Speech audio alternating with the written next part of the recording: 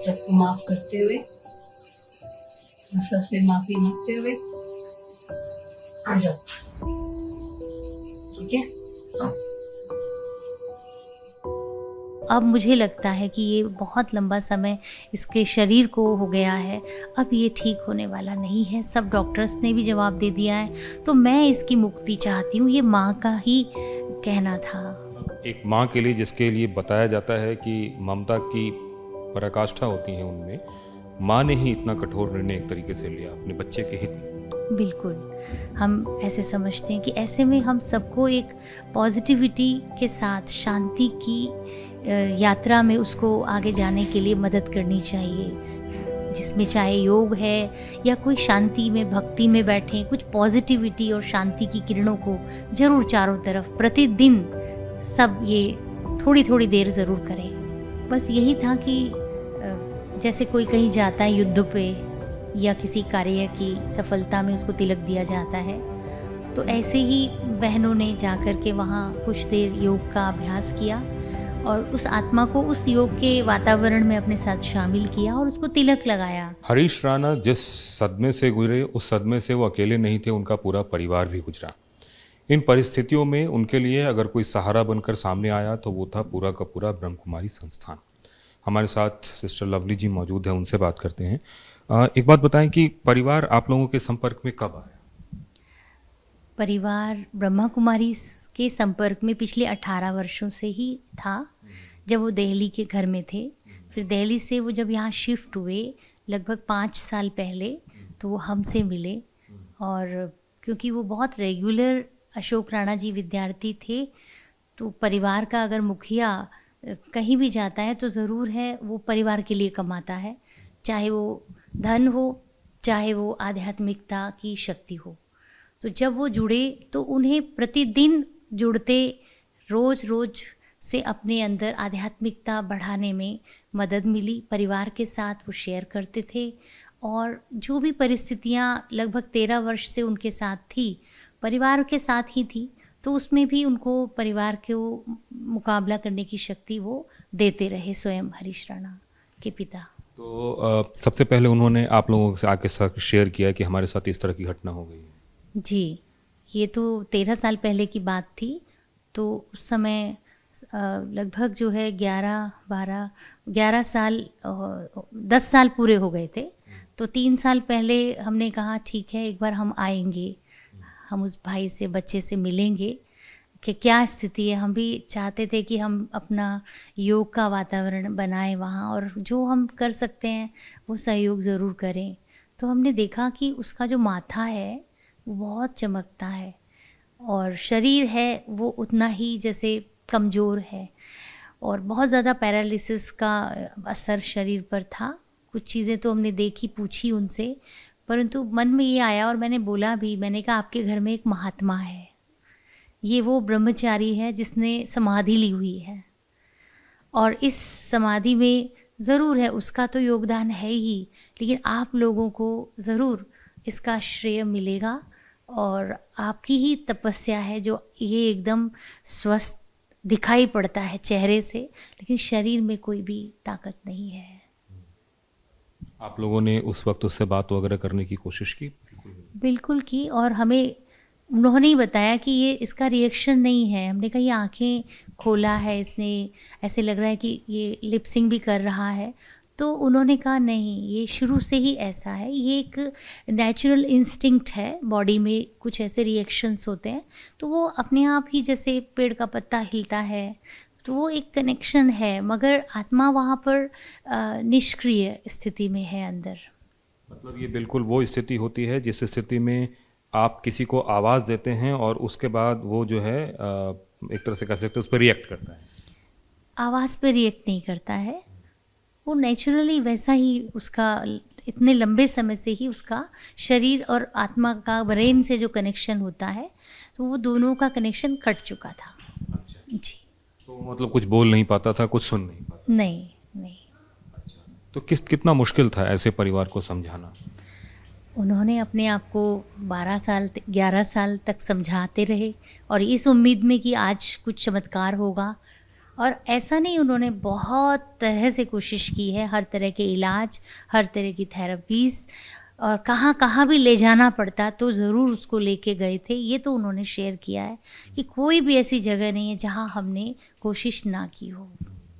मसलन सभी नेचुरोपैथी योगा वगैरह सब जगह जाए। हाँ जी, यहाँ तक कि आध्यात्मिकता से पहले वो भक्ति मार्ग में भी जो हो सका उन्होंने सब कुछ किया। तो आखिरकार ये डिसीजन लेने से पहले आप लोगों से उन्होंने शेयर किया कि हम अदालत जाना चाहते हैं और अदालत से इस बात की गुहार लगाना चाहते हैं? हाँ जी, तो जैसे ब्रह्मा कुमारी संस्थान से कई लोग जुड़े हुए होते हैं। कुछ समय से हमारी जो प्रेसिडेंट है मुर्मू जी, वो भी ब्रह्मा कुमारी से जब जुड़ी हुई तो उनका पता चला, तो उन्होंने कहा कि जब हमें कोई सहयोग दे, तो अब मुझे लगता है कि ये बहुत लंबा समय इसके शरीर को हो गया है, अब ये ठीक होने वाला नहीं है। सब डॉक्टर्स ने भी जवाब दे दिया है, तो मैं इसकी मुक्ति चाहती हूँ। ये माँ का ही कहना था। पिता एक बार को तो पीछे हटते थे ये कहने में, लेकिन माँ जब इतनी बड़ी हिम्मत की बात कहती तो हमें भी बहुत हैरानी हुई। हमने कहा ये माँ का शब्द है, ये साधारण बात नहीं, उसने बहुत बहुत मेहनत की है और आखिरकार वो इस निर्णय पर पहुँच पाई। मतलब एक माँ के लिए, जिसके लिए बताया जाता है कि ममता की पराकाष्ठा होती है उनमें, माँ ने ही इतना कठोर निर्णय एक तरीके से लिया अपने बच्चे के हित के लिए। बिल्कुल, उसकी आगे की कल्याण के लिए, उसकी सुंदर आगे की यात्रा के लिए, कि मैं अपने मोह से इसको कब तक बांध सकती हूँ, आखिर इसको भगवान की, प्रकृति की गोद में देना ही मुझे एक अच्छा निर्णय लग रहा है। तो ये माँ का कहना था। कभी आपको ऐसा लगा कि परिवार जो है इस बात को लेकर सशंकित है कि अब आगे क्या होगा? मुझे लगता है कि इतना तो उन्होंने भी नहीं सोचा था कि बीच में जब हाई कोर्ट से खारिज हुआ तो अंदर सुख भी हुआ होगा कि चलो जो भी है हमने कोशिश की, शायद यही अच्छा है उसके लिए। लेकिन फिर कुछ एनजीओज़ ने आगे बढ़कर के इस केस को आगे ले जाना, कुछ वकीलों के साथ लेके गए और आज केस अनेकों के लिए एक एग्जाम्पल बन रहा है। हम ऐसे समझते हैं कि ऐसे में हम सबको एक पॉजिटिविटी के साथ शांति की यात्रा में उसको आगे जाने के लिए मदद करनी चाहिए, जिसमें चाहे योग है या कोई शांति में भक्ति में बैठें, कुछ पॉजिटिविटी और शांति की किरणों को ज़रूर चारों तरफ प्रतिदिन सब ये थोड़ी थोड़ी देर ज़रूर करें। मैम, आखिरी बार की अगर बात करें, आप जब उससे मिली तो आप लोगों का एक वीडियो है जिसमें आप एक अंतिम संदेश दे रहे हैं। क्या उस वक्त आप लोगों के दिमाग में था, क्या बातें हो रही? बस यही था कि जैसे कोई कहीं जाता है युद्ध पे या किसी कार्य की सफलता में उसको तिलक दिया जाता है, तो ऐसे ही बहनों ने जाकर के वहाँ कुछ देर योग का अभ्यास किया और उस आत्मा को उस योग के वातावरण में अपने साथ शामिल किया और उसको तिलक लगाया और कहा कि अब आप आगे एक यात्रा पर जा रहे हैं। ये यात्रा आपकी एक सुखद यात्रा बने, एक सुंदर शरीर की आपको आगे चलकर प्राप्ति हो। कुछ कष्ट तो आएंगे रास्ते में, लेकिन आप विजयी हो। ये बात कही गई कि दुनिया को माफ़ कर दीजिए और दुनिया से माफ़ी मांग लीजिए। ये एक क्या प्रोसेस होता है अध्यात्म का? Forget and forgive. बहुत सारी चीज़ें मनुष्य के अंदर चलती रहती हैं कि वे उसने मुझे ऐसा क्यों कहा या मेरे साथ ऐसा क्यों हुआ। तो ऐसी बहुत सारी बातें हो सकता है उसके मन में ना भी चलती हो, लेकिन क्योंकि आत्मा चैतन्य है, कॉन्शियसनेस है, तो कहीं ना कहीं वाइब्रेशंस के ज़रिए वो महसूस करेगी, या जिस क्षण वो शरीर से आज़ाद होगी तो उसके मन में किसी के लिए गिले शिकवे ना हो। वो एक स्वच्छ हो के पवित्र होकर के आगे जा रहा है। वो पीछे किसी के लिए भी मन में शिकायत ना रखे और सबसे अपने लिए भी क्षमा लेकर के आगे जाए। मैम, एक बात बताएं कि जो ये पूरा केस है, इस केस में एक बात निकल कर सामने आ रही है कि अपने आप में एक नया प्रेसिडेंट सेट होने जा रहा है। प्रेसिडेंट मतलब कि एक ऐसी जो कभी तक भारत में नहीं हुई थी, यूथनेशिया की जो बात है। हालांकि कोर्ट ने पैसिव यूथनेशिया की बात की है। किस तरीके से आप इसको देखते हैं? बहुत मुश्किल है कहना, क्योंकि हमने सुना है, स्पिरिचुअलिटी में ही सुना है, कहानियों में सुना है, बचपन में भी सुना है कि कितने ही ऐसे योगी तपस्वी होते थे जो समय आने पर अपने शरीर से लोक कल्याण के लिए निकलते थे और उस शरीर की आवश्यकता नहीं है तो उस शरीर को एक फूल के समान छोड़ देते थे और अपनी आगे की कार्य करने के लिए निकल जाते थे। तो मैं समझती हूँ इसको अगर उस रूप से देखा जाए तो ये वही भीष्म प्रतिज्ञा है जो इच्छा मृत्यु की बात आती थी वहाँ, कि जब तक उनको इच्छा नहीं होगी वो शरीर नहीं छोड़ेंगे।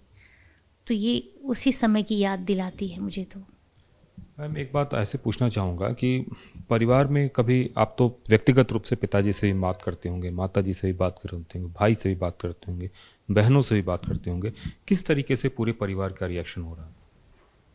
परिवार बहुत सशक्त है, बातें तो ज़रूर उनको चिंतन तो चलता होगा लेकिन फिर भी रिलैक्स हैं। पर क्योंकि इतना आसान नहीं है, हम सभी देहधारी संसार में कर्म संबंधों में जुड़े हुए हैं, है ना। अगर एक पेड़ से भी फल अलग होता है तो वो भी अपनी प्रकाष्ठा के टाइम अलग हो तो अलग बात है, लेकिन अगर कच्चा फल ही निकलता है तो इतना आसान नहीं होता है परिवार को भी सोच पाना। तो मैं समझती हूँ उनको भी मदद की आवश्यकता है, उनको भी चाहे डॉक्टर काउंसलिंग कर रहे हैं लेकिन हम सब की भी उनको एक पॉजिटिविटी चाहिए, उनको भी हिम्मत चाहिए। ऐसे परिवार को इतने बड़े फैसला उन्होंने किया है तो ऐसे में हमें भी उनके साथ रहने में थोड़ा सा मदद का ज़रूर उनको सकाश का एक अनुभव देना चाहिए। देश में पहली दफ़ा इस तरह की कोई चीज़ हो रही है जिसमें कि यूथनेशिया की बात हो रही है। एम्स में तो डिपार्टमेंट तक नहीं था इस बात को लेके, तो एक तरह से कह सकते हैं कि सबके लिए मुश्किल वाला है और एक चैलेंजिंग भी है और एक नज़ीर भी है अपने आप में। जी, सुनने में तो यही आ रहा है, पर हम कहते हैं ना कि कोई भी चीज़ नई नहीं होती है, हो रही है पहली बार, लेकिन ये पहले भी हुआ है तो एक एग्जाम्पल सेट होगा, हम सब भी देखेंगे, आप भी देखेंगे। अंतिम, चूंकि आप लोग उस वक्त के गवाह रहे जब आप लोग हरीश को विदाई दे रहे थे घर से, किस तरह की बातें आप लोगों के मन में भी चल रही? कभी कभी मन को शांत ही रखना पड़ता है, क्योंकि आम व्यक्ति होने के नाते हमारा मन भी इतना आसान नहीं है कि वो दर्द को हम भी महसूस कर रहे हैं, कहीं ना कहीं हम भी उससे जुड़े हैं, चाहे उस परिवार के साथ ही जुड़े हैं लेकिन एक मनुष्य के नाते भी जुड़े हैं। ये इतना आसान चीज़ नहीं है। आज किसी को थोड़ी चोट लग जाती है रास्ते में तो हम देखते हैं कि हम क्या करें उसके लिए, लेकिन कोई ऐसी कठिनाई में कि हम उसके लिए कुछ और नहीं कर सकते। तो आखिरकार जब ये फैसला है तो इसमें फिर हम अपने आप को मजबूत करेंगे, शक्ति लेंगे उस परमपिता परमात्मा से, और ऐसी शक्ति जब परमात्मा से उन परिवार को भी मिले और सबके अंदर भी जो वातावरण में भी चाहे इसको सुन रहे हैं देख रहे हैं केस को, वो भी अपने अंदर में एक ठहराव लाएं, तभी हम इसे पार कर सकें। 3 साल पहले जब मैम आप लोग उनसे मिले थे और अभी जो मिले हैं, दोनों परिस्थितियों में कोई बदलाव आया या जस के तस था, या बीच बीच में जाके आप लोग उनसे मिलते भी रहते थे? नहीं, बहुत ज़्यादा नहीं मिले। भाई जी आते थे तो उनसे ही बात हो जाती थी, जो चल रहा होता था कोर्ट केसेस से रिलेटेड वो भी हमको शेयर करते थे।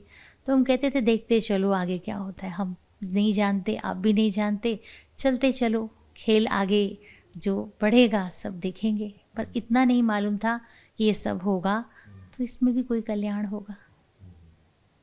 अब जिन परिस्थितियों के लिए बात हो रही है उन परिस्थिति के लिए परिवार मानसिक रूप से तैयार है? अभी भी क्या आप लोग जाके उन लोगों को काउंसल कर रहे हैं, बात कर रहे हैं उनसे? नहीं, परिवार तैयार ज़रूर है, तभी उन्होंने इतना बड़ा कदम उठाया है। हमारा उनसे कोई संपर्क नहीं है अभी, क्योंकि वो अभी डॉक्टर्स की नज़र में है, वहाँ काउंसलिंग चल रही है उनकी बाकायदा, परिवार के सदस्य वहाँ पर हैं। निश्चित रूप से हरीश के वो आखिरी पल, जिन पलों में जो लोग उनके साथ थे उनमें से दीदी भी थी, और परिवार के लिए एक मुश्किल भरा पल है लेकिन एक सुकून भरा पल भी है कि एक नई यात्रा पे जा रहे हैं और उस नई यात्रा में सकारात्मक ऊर्जा के साथ कैसे लोग आगे बढ़ें उसकी बाकायदा जो एक तरह से कह सकते हैं आधार रखी गई, वो किसी और की नहीं बल्कि दीदी लोगों की तरफ से ही रखी गई है। कैमरामैन राजू यादव के साथ कुमार कुंदन, TV9 भारतवर्ष, दिल्ली।